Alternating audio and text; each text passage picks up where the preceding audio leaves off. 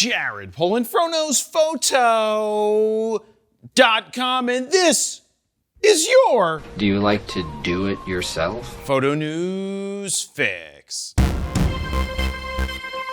This fix is brought to you by Squarespace, my go-to when I want to quickly and easily build a website bio domain and launch it in a matter of minutes.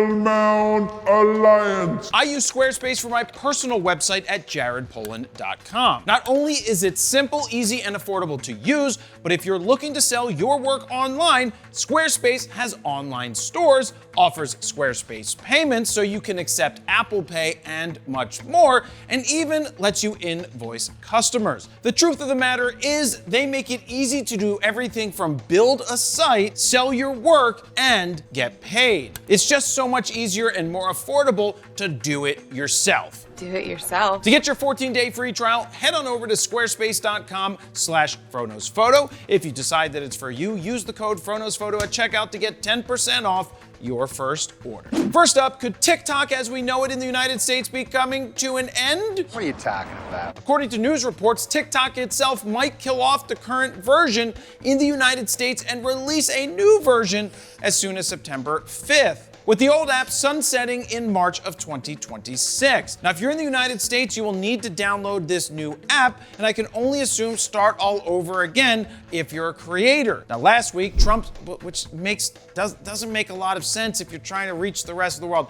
I don't know how it works for creators, to be honest with you. This just doesn't make any sense. Last week, Trump stated a group of very wealthy people are looking to buy the app, and he will reveal the investors' identities in the forthcoming weeks. Right. I wonder if they're gonna do a game show for that.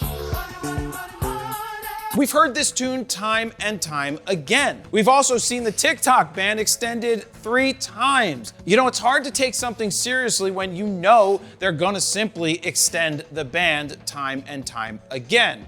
But my major question is this: if TikTok does release a new US version of the app in September, what would this group of wealthy investors actually be buying exactly? The old app? The one that's gonna be shut down? My advice, carry on as if nothing has changed. Next up, Tamron has released their 16 to 32.8 Di3 VXD G2 lens for both the Sony E-mount and Nikon's Z-mount. This completes their E-mount trinity of lenses that includes the aforementioned 16 to 30, a 28 to 75 2.8, and a 70 to 180 2.8. Now on the Nikon front, Tamron doesn't offer the 70 to 180, though Nikon's 70 to 180Z is pretty much a rebranded Tamron lens. They taste exactly alike. Nonetheless, the 16 to 30 is a nice option for people who are on a budget who want to go wide but can't afford to really go wide. You know, like really wide. Wider. Now, from my perspective, I rather have a lens that goes wider, as I feel 16 just isn't enough. A 14 to 24 seems to be a smart range for me personally, but Tamron must think there is a market or they wouldn't have put out this lens. Now, I do have this lens at the studio, but haven't fully run it through its paces in the real world just yet, and I will have a review at some point when I get to shoot it fully. Now, if you think this is the right choice for you, it comes in at $929.99. And to put something into perspective, Sigma's 14 to 24 2.8 art lens for Sony E-mount is now $1,539, which I personally would prefer for going wider, like I said before. But is it worth an extra $500 over the Tamron? I don't know. Now, that is certainly a much harder sale at that point. Now, which would you go with and why? Let me know down below.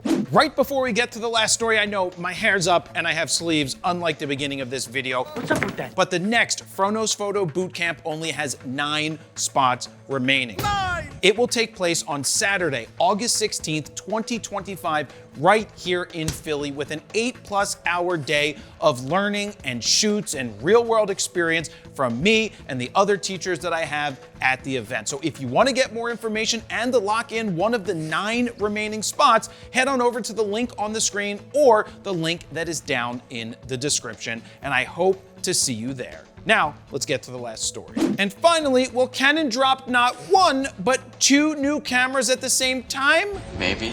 According to Canon Rumors, that answer might be yes. Canon Rumors has been claiming for quite a while now that we wouldn't see anything new from Canon until Q4, but now they are saying that they've been told that there will be a major product announcement at the end of August. The two cameras that they're rumoring are the R6 Mark III, now that one does make sense, and the R7 Mark II, which I still don't think is coming anytime soon. The R6 Mark III could certainly be the major announcements, as it might go stack sensor, amazing autofocus, and be a mini R3 on all of us. That would be kind of cool. But if there are two cameras coming, what might the second one be if it's not the R7 Mark II? Now, personally, I'd like to see an R8 Mark II, but think we might end up with another V series camera instead. Maybe it will be an R8V, which could be a full-frame video-centric camera, but if it doesn't have an EVF, guess what? It's gonna be dead to me right off the rip. Yeah,